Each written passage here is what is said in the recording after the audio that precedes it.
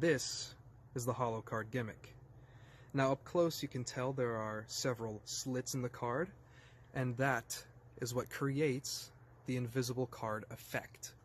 Now on the back you can see that there's a little bit of a lever, if I can call it that allows me to open and close this card. Of course, this is the craziest looking gimmick that I've ever seen, hopefully that you've ever seen, but I promise you that this is a lot of fun to make. It takes time to make, but it is not truly difficult to make it, and you will see that in the tutorial. I think I'll throw it over to Kaylin. Enjoy Holocard, everybody. Thank you. Yo, this is Kaylin Morelli, and welcome to the Holocard instruction video. This is such a cool optical deception. This really teaches you about how perspective can be controlled and shifted.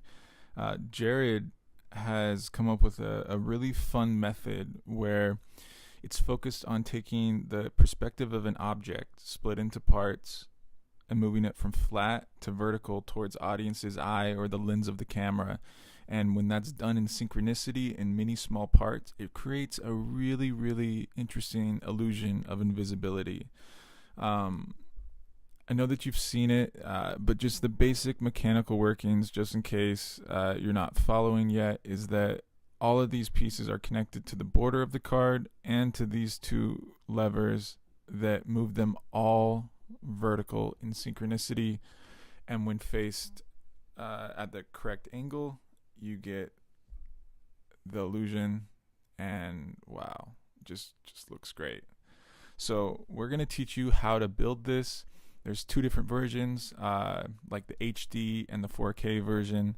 One's 8 pieces, one's 12 pieces. It's just a matter of time, so you get to pick. And also we're going to teach you about just all the angles, the lighting, the best backgrounds to use. Like all these things, because it is an optical deception, matter, and they matter a lot actually. So kind of try to like fall in love with the details, and I know that you're going to really, really dig this. Right now, we're going to talk about the differences between the 8 slit and the 12 slit version. One is going to be a little bit easier to make, right? The PDF that you get right here, that is the template to make the 12 cut version so that you don't have to measure things out. If you choose to make the 12 slot version, it's going to take a little bit more time. The pieces are going to be a little bit smaller, and you're going to have a little bit more patience. But if you want to just do the basic version, which is the 8 cut version, then just go ahead and disregard all this. But I'm just going to go over for the people that want to put in the extra time. This is what you're going to do. You're going to cut out the template. You're going to put a piece of double stick tape across the card. You're going to trim off the gray area on each side, so that you get rid of that, and then you're just going to cut down each line, and then you'll notice that you'll just have the pieces 1 2 3 4 5 6 7 8 9 10 11 12, and that's going to just be like your puzzle pieces that you're going to put together so that you don't have to measure anything. If you want to do this, just follow along with the same instructions as the 8 cut version, which is in the tutorial, but just do it with 12 pieces. So the method is the same, it's just the amount of pieces can vary. So I just wanted to go over that to make that really clear. And now these are the things that you're going to need for either version. These are just the basic materials. You're going to need some scissors.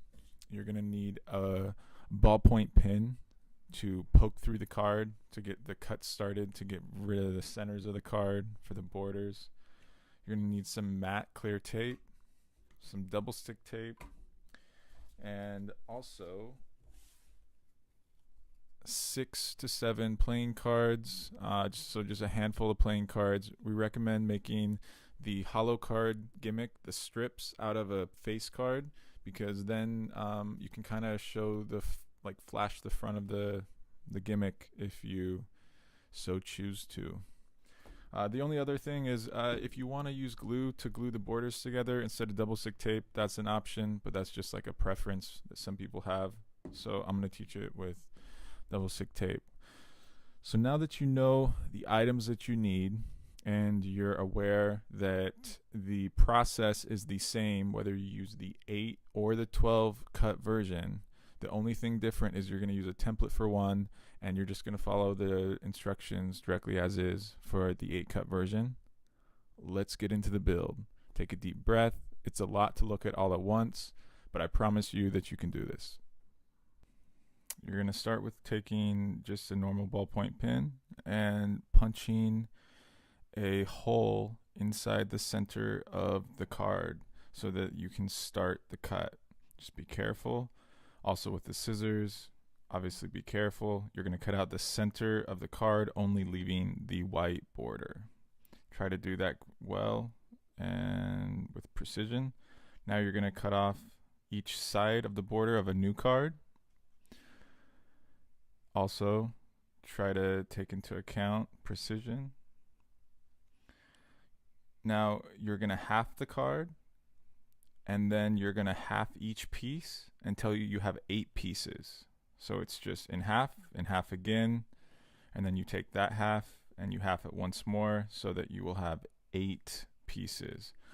So I'm going to finish doing that with the entire card. There's a quarter of it, and we'll do it with the first half. We'll get 4 pieces. This does not have to be perfect. It just has to be as close as you can do, as to the best of your ability. So there's half again, half of that piece, and then we would half the last piece so that we have eyeballed the card into 8 pieces, and it's pretty easy. So now that you have that, we are now going to make the tape dispenser. Just take some tape, place it on another playing card, and doesn't have to be perfect, but we are going to cut through the tape and the playing card in a second. And this is going to be the thickness of a border of a playing card. Doesn't have to be perfect, but just to the best of your ability. We can trim it later if needed. Just make sure that you're doing it the thickness of a border of a playing card or a little bit less. And you can always make more of these. Okay, so now we have the tape, the card, and the border. So we're going to start making your Holocard gimmick. So you're going to start at one end, and you're going to notice how you can line it up inside the border. The piece will go on the back of the bordered card, and you're going to place tape on each side of the piece, and you're going to line up to the best of your ability just to make sure that you're creating a hinge that doesn't have any gaps. Small gaps are okay, and make sure to trim the excess tape on each side as you go. You want it to be as neat as possible. So now you're creating small hinges, almost like a window shutter. So you're going to take the next piece, line it up. Make sure to take your time. This is not difficult. It just needs to be as close as possible. It'll just make the illusion hit that much harder. And as you're doing it with the tape, just remember that you can re-stick it, reposition it, and just take your time. So as you can see, you're going to do this with all 8 pieces. Now, you'll notice that all these pieces as they go just kind of fit right into place, and you just want to keep them as snug as possible. And as we get all the way to the 8th piece in just a second, you notice the last piece you are going to do slightly different. You want to make sure that none of the tape is hindering the other pieces from moving. On this piece, you're going to pretty much just overlap it right over the edge of the card once it's lined up, just to make sure it's secure. So you'll do that, line it up, and then just go ahead and fold it over. And doesn't have to be perfect. Once again, we're going to trim it. You can always trim the edges of the card and the tape, and then we're just gonna fold it over. Okay. You notice that I'm having a little bit of a difficult time because it's so small. So if you're having a little bit of a rough time and it takes extra time, that's okay. And then I trim the corners. Boom. It's looking good. We've got a card that now has all of the window shutters secured in place. And then we're gonna make them all move under the same mechanical device. So start with punching another hole in another card, and we're gonna create another border, and this border will just put some double stick tape on it. You'll notice we're just gonna put it on the long edges. The double stick tape will just go on the front of the Holocard gimmick. What we're gonna do, the reason for this, just so you understand, is to make it a little bit more sturdy. The more sturdy the gimmick is, it's just gonna create an easier use. So you do it on both sides, both of the long ends, and then we're just gonna stick it on the front. And just take your time with this so it looks good on the front, so you get a nice lineup. And smack that sucker down. Boom. Okay, so now we're gonna add the mechanisms that make all of the pieces move at once. So to start out with, we're just gonna put tape on the underside of each piece. Now that's gonna start on the piece that is pretty much flush with the border, so the non-gap side. And you'll notice I'm just putting it on the width of the border, and I'm gonna have to trim the thickness of the next flap to the right, and then trim the top so that when there's something stuck over top of it, it's not going to hinder the other flaps from moving. So we have trimmed the width to a little bit under the thickness of the next flap and the top, so it looks nice. So we'll just let you see how this looks, and obviously we have to do the bottom as well. So as we go through, we're just gonna be doing this. And remember, take your time. There's no rush. It's cool. So we have that working. Now there's gonna, this is the most time consuming part. All of them have to happen. So once that happens, it should look like this. And we leave the end pieces of tape all the way out.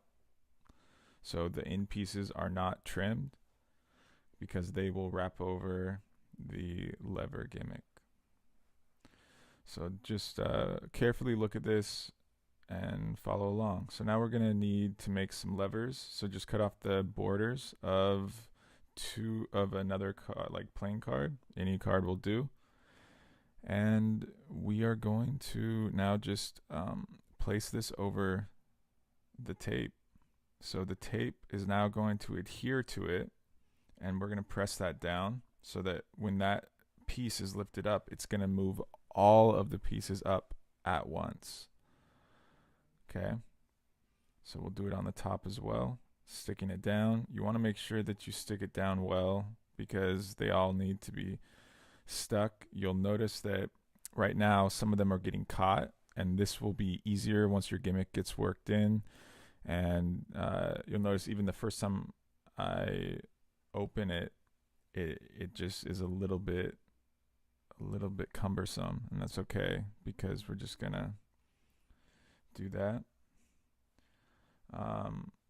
Now I've folded over the pieces of tape on the ends, and I'm going to trim them. So now it's all, you'll notice one piece got dislodged, so I probably didn't stick it down enough. So I'll just press a bit more. Cool. Now, don't force it if it's not opening. You have to kind of just open them and get them used to opening and get the spacing correct for it to open smoothly, and that just comes with working in your gimmick. It's easy enough. So now you're going to notice on the non-gap side, we're going to have some long pieces. Now we're going to trim these in two waves, so we're going to start with just trimming them, and then we're going to trim them to as close as possible without cutting the tape or the card. We're going to trim them a bit more to just be flush with the first window shutter. So I'm going to go ahead and do that now, and I'm just going to take my time. Okay, I've done that so you can see clearly. And now we're going to place some tape over top of this flap just to secure it. So one piece goes at the top, and that will get trimmed off. Doesn't have to be perfect. And then also, after this, we obviously are going to do the opposite side, and that will go there. Presses down. Whoops, gotta readjust it. Perfect. And then that gets trimmed as well. So essentially what you've done is you've created a window shutter with a playing card. All right, so you should now have successfully made your first gimmick. Now, this I'm impressed with if you followed all the way through, because I know that for people that don't build a lot of arts and crafts, this may be a little overwhelming, but pat yourself on the back. You made it through. And to be honest, the more times that you make one, the better it will be. But I made about 3 before I felt like I actually understood how to make these. And, that's up to you, though. The only other thing right before we get into the activation is that you're going to have to hold it really lightly, because you don't want the cards bending and you don't want to ruin the gimmick. So if you want to add another border to the top to make it more sturdy, or if you want to add another card strip to the top or bottom lever just to make that a little bit more sturdy, do that as you need. Just be aware of how it visually looks, and if it looks too thick, don't go that far with that many layers. So the activation method is really, really simple. The first thing that you need to know is that you're going to leave the card slightly open, okay? Now you're probably thinking, okay, it's open, how does it look opaque? You're just going to, if the slits are going this way, we're going to turn it at an angle towards the audience or the lens, and you'll notice if it's flat, you can kind of see through it. So we're going to tilt it slightly, and that's the angle that you want to hit. So we can see that it's slightly open. What it will do with this is this will make sure that the pieces don't overlap, and also it will make sure that this lever to activate it with your middle finger is easy to get to. So you're going to hold it with your first finger and thumb, just like that. And then you're going to just learn to move it with your middle finger. And you'll notice that you have to do a little bit of tilt action from this position to this position as you open it up. You also notice a little bit of movement makes it look good. So just practice in the mirror, practice just hitting that angle so that you can really get it to look invisible. Yeah, that looks nice. Now, let's go over the lighting, the background, and kind of the best viewing angles, all right? So the background matters a lot. You can use playing card fans. You could use just normal backgrounds like shirts, like I've been using. The key though is you want to use a lighter background, okay? So like a white or a gray with a little bit of a design. So keep those in mind as like the ideal, and just play with it. Like I'm sure that there's backgrounds and ways to camouflage these lines once it's open that that we just haven't come up with. So I'm sure that you can come up with some really cool ways. The goal though being is that you want these lines when they're open to be as invisible as possible. You don't want to see the lines. They won't always go away, but the goal is like, to get it as much as possible. So the only other thing that you need to know about the lighting is if it's slightly open, you know that there's going to be light going through it. So you want to make sure that even though you're hitting the correct angle, there's enough front light to make the card, the color of the red, look bright. You'll notice this looks best with a red card, and you'll also notice that if there's kind of shadows, it starts to look a little off red and not super realistic. So you want to make sure that it looks like a normal card in the beginning and it doesn't suss people out from the get-go. So all these things kind of come with just playing with it and playing with the angles, playing with the lighting. I'm sure that just playing with it for an hour or two, you'll have fun, and you'll also really start to understand the reasons of why it works, the lighting that doesn't work. You can go into different parts of your house to just play around with it, different lighting if you're a YouTuber. So it's really, really just like playing with it and figuring it out for yourself so that you can understand it. So now you have all the information needed to do this optical deception holocard. This is very, very cool, and really just take your time to learn it, take your time to make the gimmick, and really play around with the best ways to make it the most invisible that you can, because that's kind of the game with optical deceptions. It's to figure out in your own hands and in your own lighting space how to make it look the best, and that's really kind of the art to it. So make sure that you take time to do that, and I know that you're gonna really, really dig it. So thanks for supporting this project, and have fun with it.